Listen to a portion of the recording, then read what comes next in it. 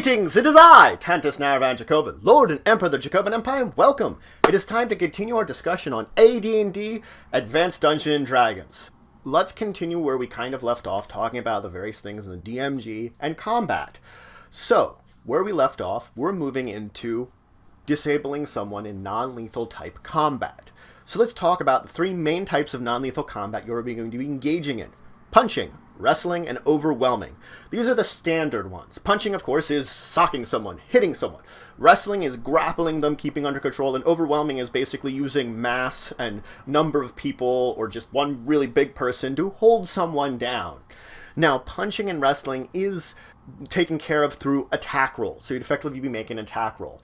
Armor will restrict you if you're wrestling with attack rolls, and so you'd look at a chart to see how much of a penalty you get to wrestling while you're making your attack rolls. Do not take into account being held or holding someone as penalties when wrestling, because that is already taken into account the fact you're going to try to be holding someone, so don't take those penalties to attacking into account. Now, once you sort of have made your attack and you're connecting, whether it be punching or wrestling, there's a chart in the book that, depending on the result of the attack roll, you will look on this chart and you will see what the result of what kind of maneuver you're going to be doing is.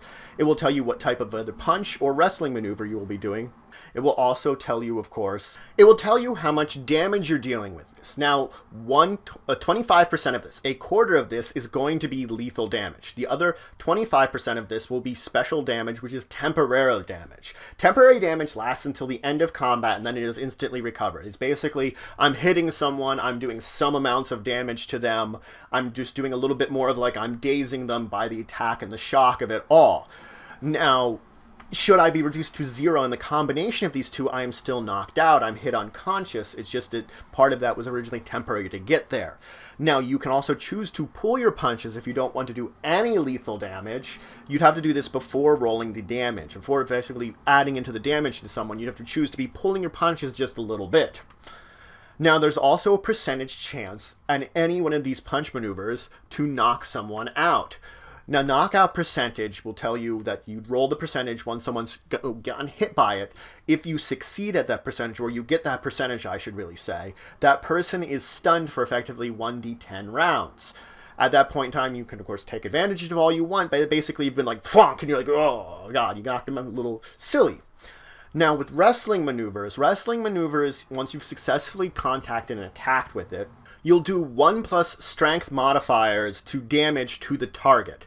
Now, this will increase by 1 extra damage for each subsequent round that you're holding on to them. Certain maneuvers you can hold on to for more than 1 round, depending on the maneuver you have. It will be marked on that chart which maneuver is you can hold on to for more than 1 round.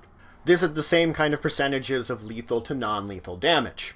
Now let's talk about overwhelming, because overwhelming is all about putting a lot of mass upon someone in order to pin them. It's all about me basically dropping on top of someone and kind of controlling them.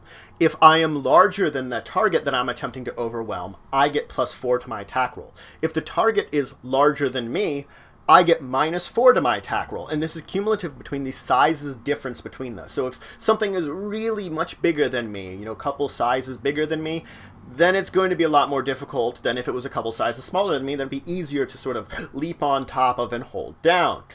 Also, things with more than 2 legs are harder to kind of get down. For each extra leg they have, it is an additional -2 that I have in order to knock them down. So knocking down a horse is a lot harder than knocking down a man.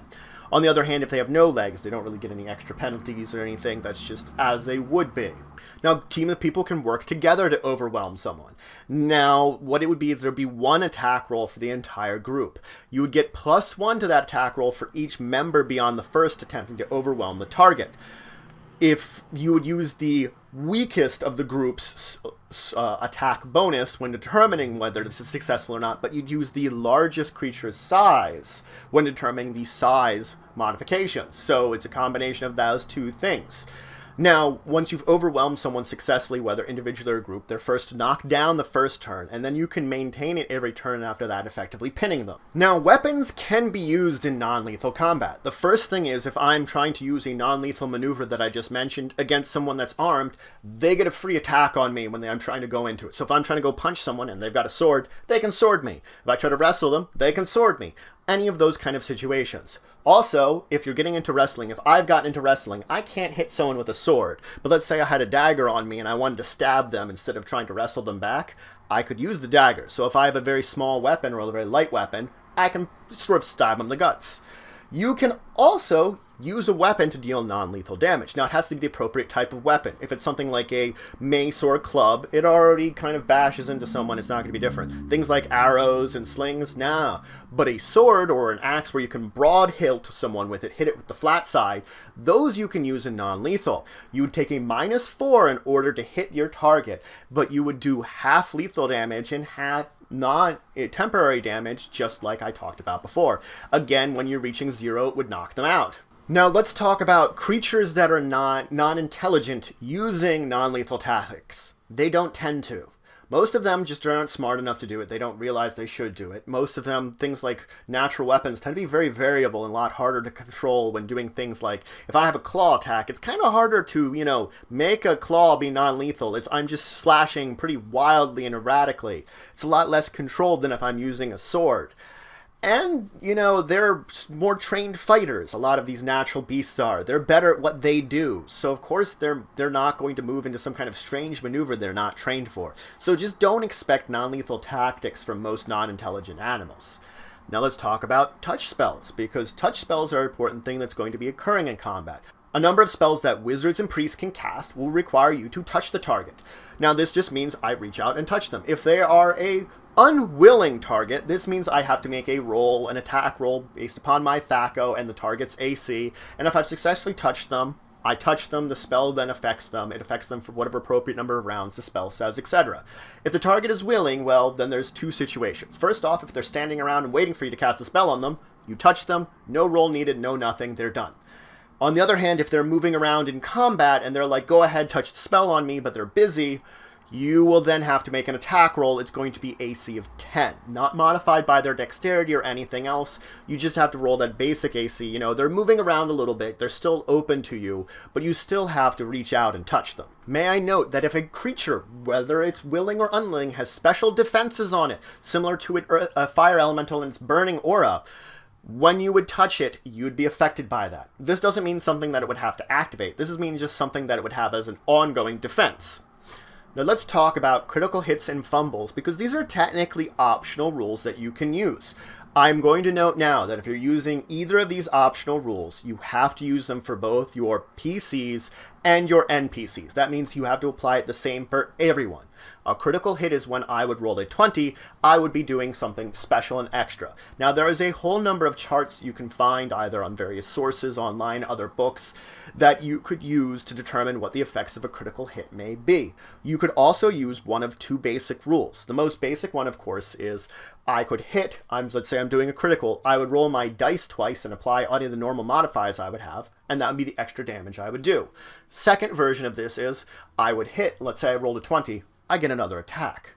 I roll again. If I possibly hit again, I could hit a second time. Now, the thing with this is if I keep rolling 20s repeatedly, I can keep chaining my attacks. The 20 would be an automatic hit, but I'd just be chaining. That's the other advantage of a critical. It is an automatic hit. Now there comes then the opposite end, the fumble. The fumble would be an automatic miss, but the fumble would also have some kind of negative effect associated with it. I would effectively fumble and something bad would happen. Now this would be determined by my GM. Whatever it would be, whether it be like I fling a sword, I break a weapon, I catch it in a wall, I trip and fall, anything like the such. A good example would be effectively what you're doing is you're having the person lose their next action, their next attack action, in order to recover themselves from whatever fumble they've had. Regardless of that, that should be about the level of difficulty input into your players by the fumble. You shouldn't make it too bad that it will really kind of get them into a deadly spot. It should mess them up, but not completely. So that's it for today. I introduced a few new things. I introduced first non-lethal attacks in combat, talking about punching, wrestling, and overwhelming. And then I talked about, of course, using weapons in non-lethal combat. I talked about touch attacks and what you're going to be doing for casting touch spells. I talked, of course, about criticals and fumbles. Next time we're going to move on, I'm going to talk about parrying attacks, blocking them, which is another optional rule, and move on to talking about missiles in combat, basically using bows, slings, throwing things, and all the very such kind of missile-based combats. So if you have any questions, comments, anything you say, anything you think I left out, please leave it in the comments below. Please like, share, and subscribe. Show support for the channel, the Empire, and the work I do. If you want to show some extra support, you could always check out my Patreon, linked in the description below. But regardless, until the next time, I bid you farewell.